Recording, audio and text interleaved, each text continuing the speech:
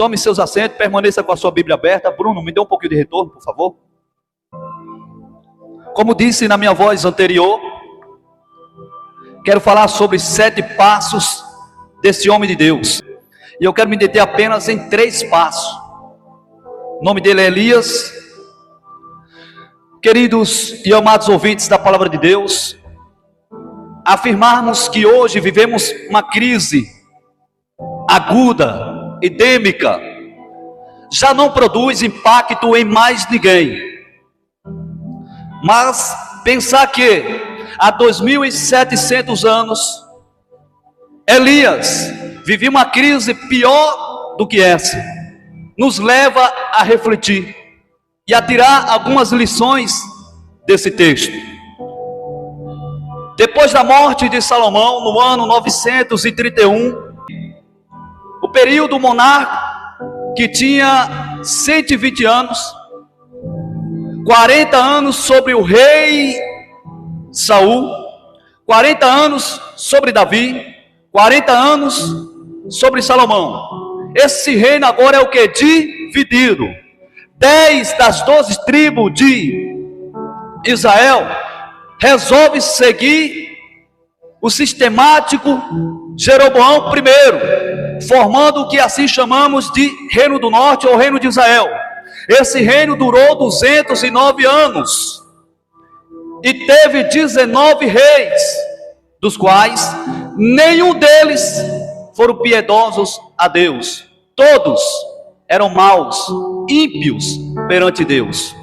Se for para definir essa situação onde Elias está vivendo, eu poderia dizer que era um período hostil, de apostasia, abandono completo da palavra de Deus, de idolatria, feitiçaria e, por fim, de assassinatos. Esse era o período que Elias está vivendo. 1 Reis 17 diz assim a palavra de Deus: então Elias, o tesbita dos moradores de Gileade. Então Elias, o tesbita, quando diz tesbita, não está falando sobre o sobrenome dele, da família dele, está falando da procedência geográfica dele. Tesbita é um lugarejo pequeno, inútil, desconhecido, e é de lá que esse homem de Deus surge. Aleluia, louvado seja Deus. E eu aprendo a primeira lição aqui, é de que Deus não precisa de homens e de mulheres que se julgam importante. Deus não precisa de figurões, de estrelas. Você já percebeu que quando as estrelas brilham é porque não existe o sol? Na igreja do Senhor não pode haver estrelas, pessoas que se julgam autoimportantes, figurões. Não! Quem tem que brilhar aqui é o sol da justiça, Jesus Cristo de Nazaré. Não é você, não sou eu, não somos nós, é Ele, Jesus Cristo. Deus só quer pegar pessoas simples, de um lugar desconhecido, que não tenha diploma, que não tenha currículo. Deus pega pessoas simples para usar, presbítero Rogério, porque Deus vai pegar Elias desse lugar. Qual lugar? Tisbé. Onde fica? Em lugar nenhum. É de lá que Deus vai usar esse homem. Aleluia, louvado seja Deus. E diz a Bíblia que o Senhor, aleluia, começa a trabalhar sobre a vida de Elias. Elias sai desse lugar agora desconhecido e vai começar a andar os seus passos no ministério da pregação no palácio, porque o texto é bem claro. Ele sai de Tisbé e vai até o palácio enfrentar Acabe, rei de Israel, o homem mais temido daquela época, o homem que colocou para a nação de Israel adorar a Baal. E é de lá que Deus usa esse homem simples, e esse homem simples chega com a mensagem curta, direta. Sabe o que Elias diz para Acabe?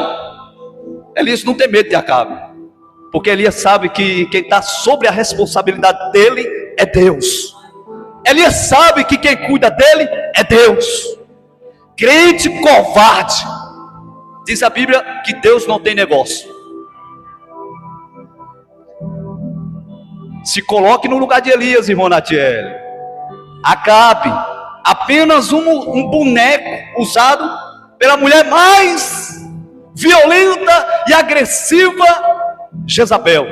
Já não bastasse todo esse cenário, Israel estava sob o controle de uma mulher destemida, que matava por prazer, usada pelo diabo. Mas Elias não tem medo dessa coja. Elias não tem medo dessa classe. Elias está debaixo da autoridade de Deus. Eu te pergunto, de onde veio tanta ousadia, atrevimento, coragem desse homem de Deus, cujo nome é Elias? Tiago capítulo 5, verso de número 17. E orou Elias com instância para não chover, e diz o texto que não choveu. Você quer aparecer perante homens poderosos, com coragem, com poder e atrevimento? Primeiro, se apresente a Deus. Aleluia, louvado seja Deus. Primeiro, se apresente a Deus. Elias nos ensina a se apresentarmos primeiramente aonde? Na presença de Deus. Irmãos, nós estamos cheios de homens e mulheres sofisticados, de prestígios, status, mas poucos homens e mulheres de oração. Precisamos de homens de oração, que não somente procurem a saber de Deus, mas que ele tenha o conhecimento da intimidade de Deus. Pasme você, tem crente em nosso meio, na igreja do Brasil, para não citar só aqui, que não lê Bíblia, mas se diz crente. Tem crente que não ora, mas se diz crente. Tem crente que não jejua, mas se diz crente. Vai ser salvo, porque quem salva é Jesus Cristo, não depende das suas obras. Está lá em Efésios capítulo 2. Porque pela graça sois salvos e mediante a fé, e isso não vem de vós, para que nenhuma carne se glorie. É dom de Deus. Vai ser salvo? Vai. Mas na hora que for para receber o galardão, o que é que você tem para Deus? Aleluia! Você acha mesmo, irmão, que uma pessoa que pega um alto-falante e vai andando, né, em todas as cidades, com seu alto-falante, pregando o evangelho com autoridade, com ousadia, chorando, levando a semente, você acha mesmo que quando você chegar lá no céu, sem você fazer nada disso, você vai ser galardoado? Não vai. Porque galardão e salvação são duas coisas opostas, uma da outra. Aleluia. Elias é um homem simples. Elias não é um homem que tenha um currículo recheado, diplomado, teológico, com conhecimento robusto, culto, sofisticado. Elias é apenas um homem simples. E Deus gosta dessas pessoas simples, dessas pessoas que gastam e investem horas na presença do Senhor, presbítero Rogério. Porque Deus sabe onde Elias estava, por mais que não aparecesse no mapa de nossas Bíblias, Deus sabia onde Elias estava e o que Elias fazia. Aleluia, louvado seja Deus. E Deus vai pegar Elias, tirar desse lugar desconhecido e vai levar para o palácio, e ele vai confrontar a autoridade máxima de Israel. Olha, não vai chover durante esse tempo. E diz a Bíblia que não choveu por 3 anos e meio. Oração é ouvida, mas de quem? Daqueles que têm intimidade com Deus. Volto a frisar e repito novamente: a oração que não é ouvida é aquela que não é orada. Mas aqueles que investem tempo, buscam o Senhor, tiram um tempinho para se apresentar com sua simplicidade, orando a Deus pelo ministério, pela vida do presbítero, pela a nave da igreja, pedindo ao Senhor chuvas de bênção, ele é ouvido sim. Louvado seja o nome do Senhor Jesus Cristo. Agora, presbítero Rogério, isso aqui é interessante. Vou parar de falar seu nome porque a minha mulher está me cobrando. Você só fala o nome de Rogério porque o cara está aqui de frente comigo.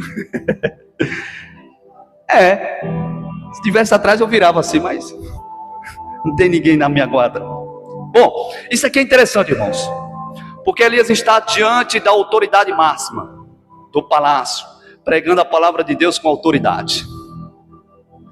Agora, confere comigo aí o versículo de número 2. Veio-lhes a palavra do Senhor, dizendo: retira-te daqui, e vai para o lado oriental, e esconde-te a torrente de Querite, fronteira ao Jordão. Todo pregador gosta de multidões, presbítero Rogério. Eu gosto, não sou hipócrita. Amo pregar quando a igreja está cheia. Não tenho vergonha de dizer isso. E isso não é soberba, não é falta de humildade. Pelo contrário, é humildade. Sabe o que é soberba? Falta de humildade? É uma pessoa que é bom sobre aquele negócio e ele diz assim: não, rapaz, que nada, não sou não bom. Você é bom, meu filho. Para de ser falso humilde. O presbítero Rogério ensina super bem. Aí eu falo para ele, elogio o Rogério: parabéns, cara, você ensina super bem. Não, irmão, que é isso? Falsa humildade. Porque ensina bem. É omitir uma verdade. Qual é o problema de você dizer sobre aquilo que Deus te deu, Rogério? Não tem problema. Então, Deus tira Elias do palácio. Sabe para onde é que vai levar? Para o deserto. Agora ele sai da presença do rei e vai para a presença de quê? De corvos. O que é que nós podemos aprender aqui nesta noite? É de que Deus se responsabiliza pela minha vida e pela sua vida. Quando ele disser vá, vá. Elias obedeceu prontamente. Ele vai para o deserto sob a ordem de Deus. Por quê? Porque antes de Deus usar a mim e a você, Deus precisa trabalhar primeiramente em você. E onde é que ele trabalha? Nos holofotes? Com muita gente? Não, é no deserto, aleluia. E nós aprendemos uma coisa aqui: é lá mesmo que Deus vai trabalhar na sua vida, no deserto. Deus está vendo, Deus está dando a ordem, Deus está sob sua responsabilidade. Ele está dizendo o seguinte: vá, eu me responsabilizo. Sai da presença do rei Acabe, sai da presença do palácio e vai para o oriente, para o rio Querite. Aleluia. Diz a Bíblia que lá no deserto Deus está sustentando Elias com comidas, tanto durante o dia quanto ao anoitecer. Os garçons voadores, porque Deus trabalha dessa forma. Irmão, não julgue Elias achando que Elias foi abandonado. Não julgue Elias achando que Elias foi esquecido por Deus. Tem muitas pessoas que julgam o seu irmão, a sua irmã, que está passando por uma prova, está no deserto, e diz assim: cadê o seu Deus? Não faça isso. Deus sabe onde é que você está. O mesmo Deus que deu a ordem é o Deus da provisão. Aleluia. Confie, creia.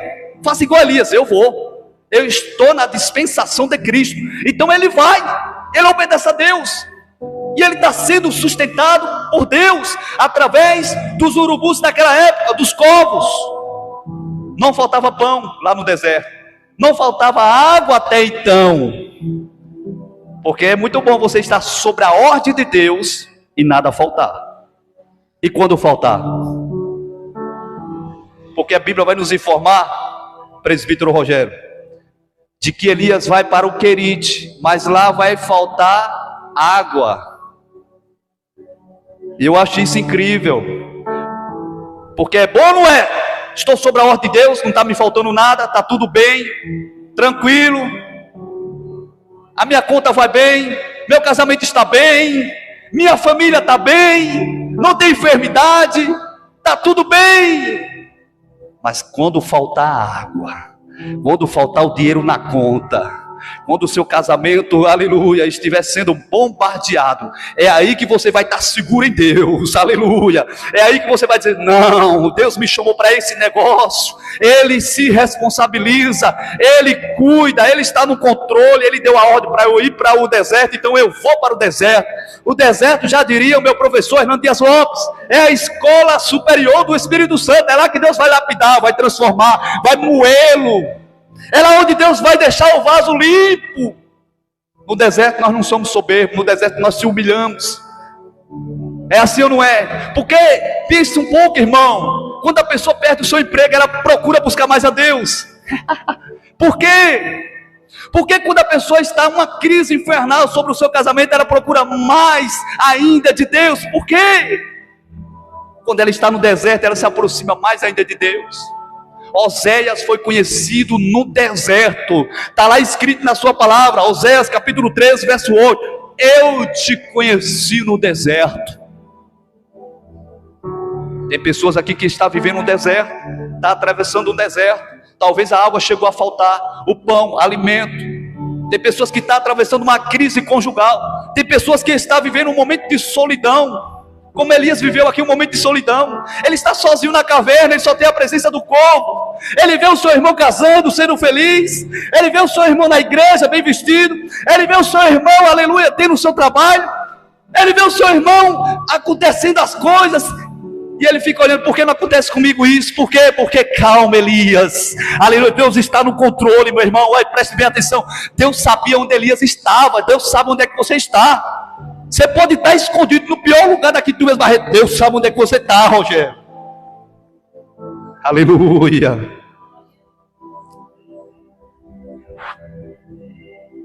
Deserto. E quando o texto vai nos informar que o deserto ele vai acabar. Olha para o teu irmão e diz aí, deserto vai acabar. Eu preciso falar isso.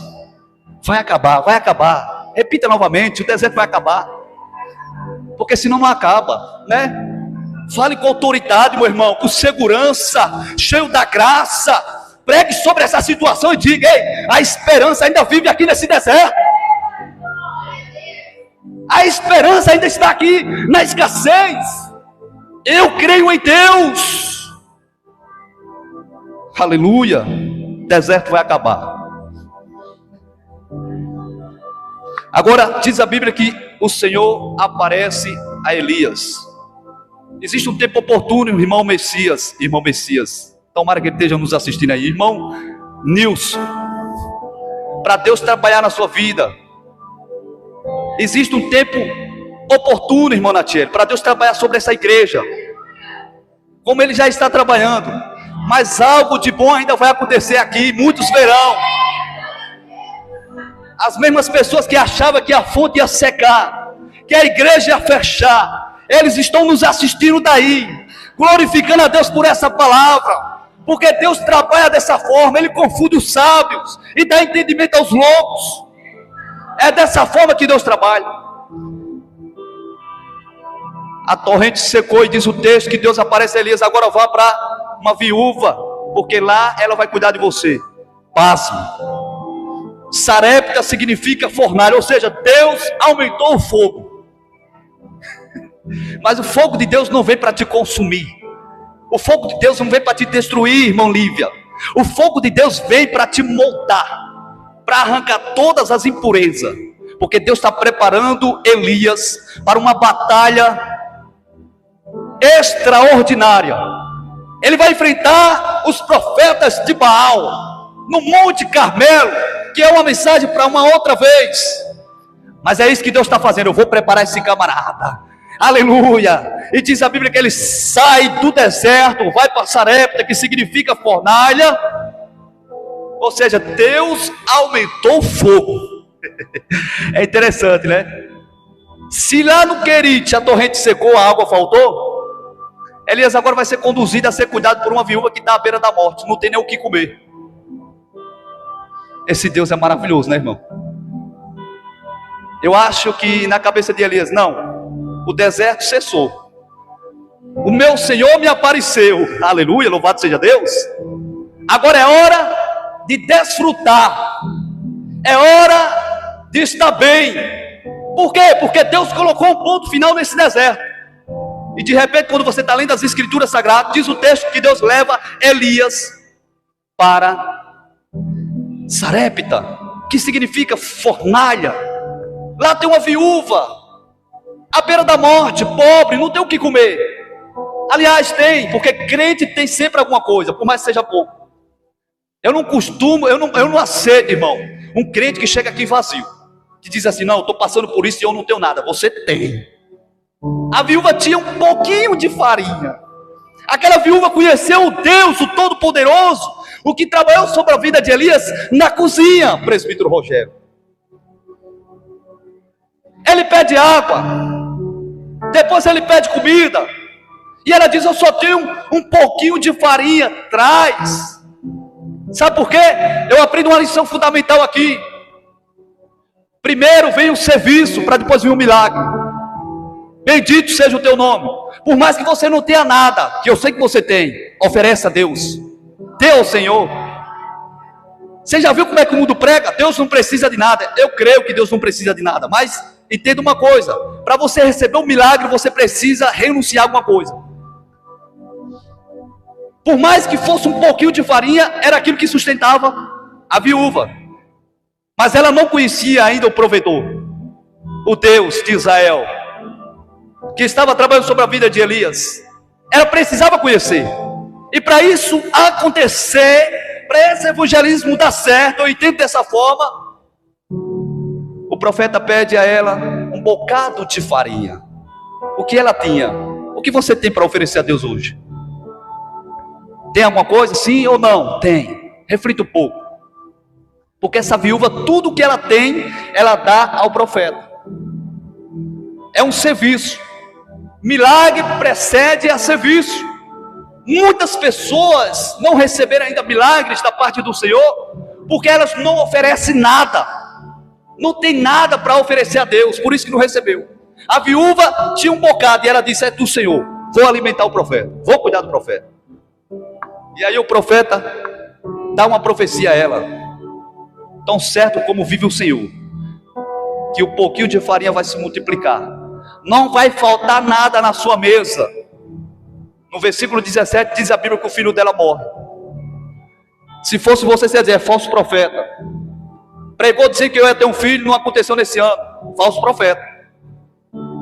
Irmão, eu só digo que é falso profeta quando não acontecer mesmo. Tipo, por exemplo, o profeta profetizou sobre a minha vida, dizendo que eu ia ser presbítero ou pastor. Vou nessa área, meu irmão.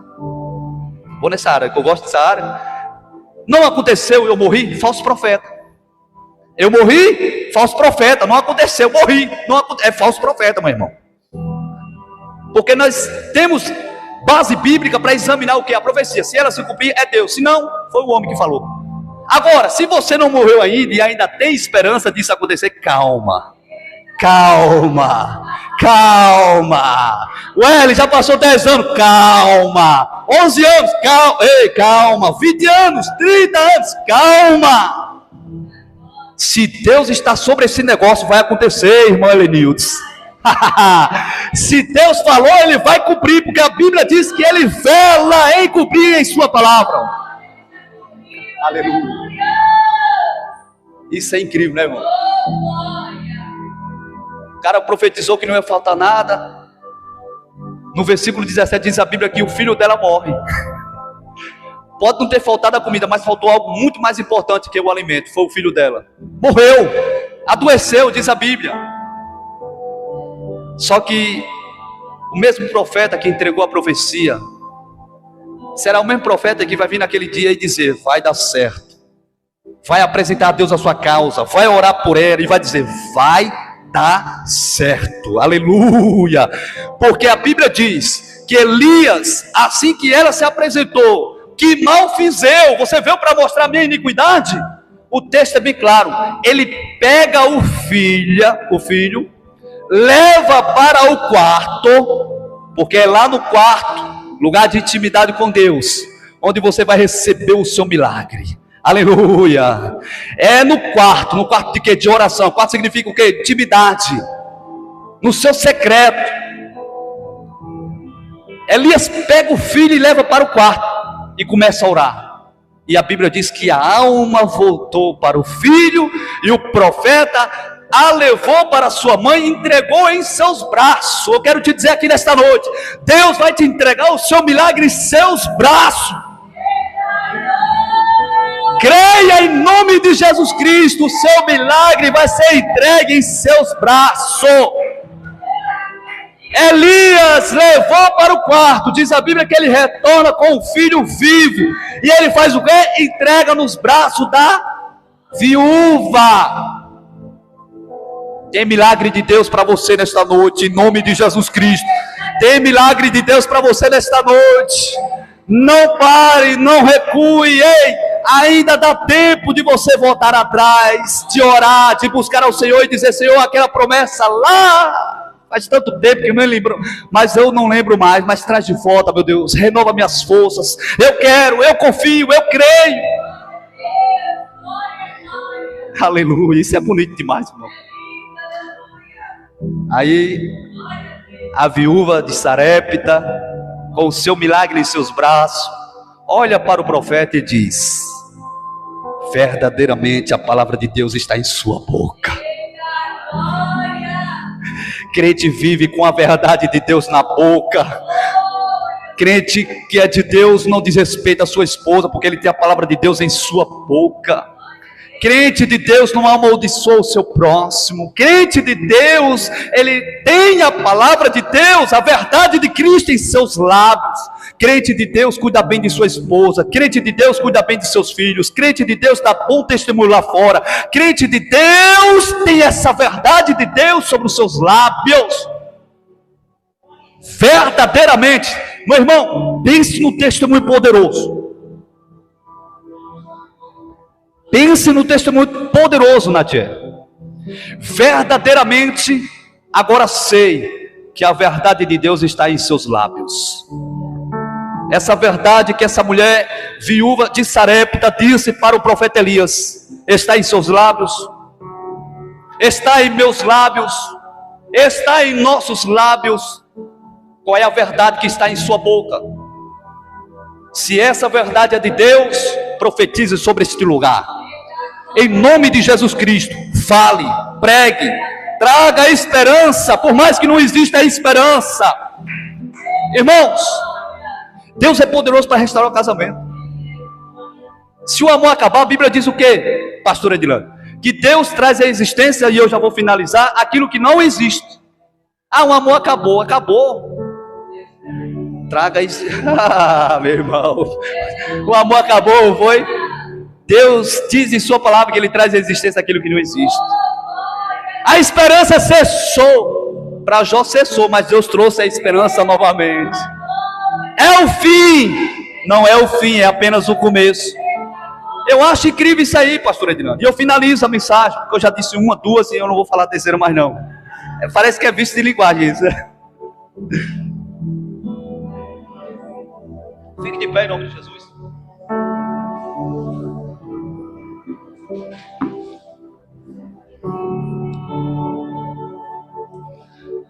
Irmãos, homens e mulheres passaram pelo período do tempo.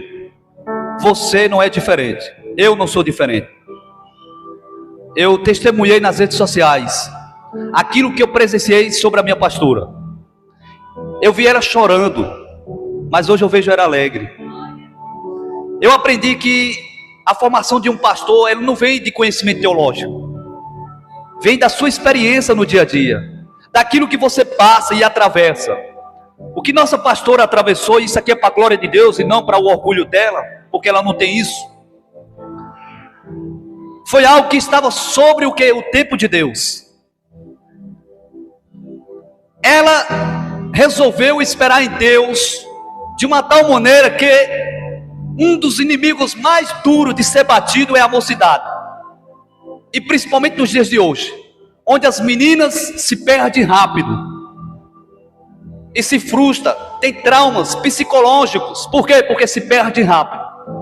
Nossa pastora não, pelo contrário, ela decidiu, ela resolveu, ela determinou em seu coração, ela agarrou aquilo que Deus falou com ela naquela igreja, da qual ela sabe, e disse o seguinte: olha, você vai ficar o tempo possível com seus pais, você vai suportar esse processo, vai aguentar, vai vir provas, e veio provas, a igreja é testemunha.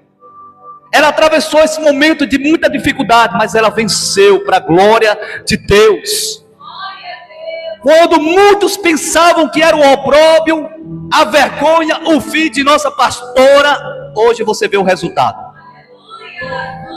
Aleluia. Os inimigos que achavam que não ia dar certo, hoje vê o resultado na vida dela. Porque, irmã Neide, você presenciou isso. Todos aqui presenciaram isso. Momentos difíceis, irmão, assustador. Eu pensei que já era o fim, eu tinha perdido a esperança. Mas eu sempre acreditei que ele ia casar. A família não acreditava, mas eu batia na mesa. Vai casar em nome de Jesus, meu irmão. Vai casar em nome de Jesus.